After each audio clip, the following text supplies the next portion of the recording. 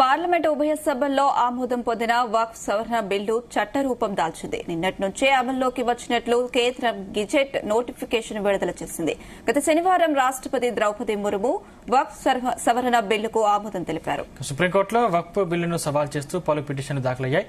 ఈ క్రమంలో తమ వాదనలు వినాలంటూ కేంద్రం కేవియట్ పిటిషన్ దాఖలు చేసింది. 15-16వ తేదీలో దేశ సర్వోన్నత న్యాయస్థానంలో జరగబోయే విచారణపై ఉత్కంఠ నెలకొంది. వక్ఫ్ సవరణ చట్టాన్ని సవాల్ చేస్తూ సుమారు 16 పిటిషన్లు దాఖలయ్యాయి. వీటితో పాటు కేంద్రం వేసిన కేవియట్ను కలిపి విచారించాలని చీఫ్ జస్టిస్ సంజీవ్ ఖన్నా నేతృత్వంలోని ధర్మాసనం నిర్ణయించింది.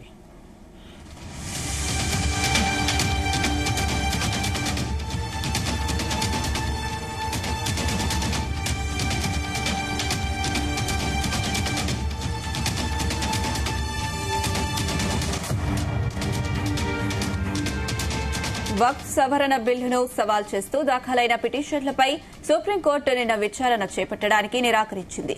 జమైత్ ఉలేమా హై హింద్ ప్రెసిడెంట్ మౌలానా అర్షద్ దాఖలు చేసిన పిటిషన్పై సీనియర్ న్యాయవాది కపిల్ సిబాల్ వాదనలు వినిపించారు. ఈ సవరణ బిల్లుపై దాఖలైన పిటిషన్లను త్వరగా వివరించాలని ఆయన కోరారు.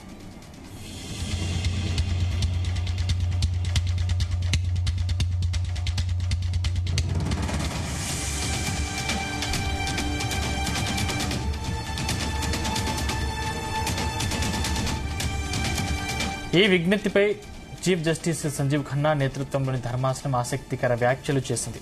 ఎందుకు త్వరగా అని మెన్షన్ చేస్తున్నారు? మనకో సిస్టమ్ ఉంది, వాటిని తప్పకుండా సమీక్షిస్తాం, అవసరమైన వాటిని సూచిస్తాం అని చీఫ్ జస్టిస్ సంజీవ్ ఖన్నా పేర్కొన్నారు.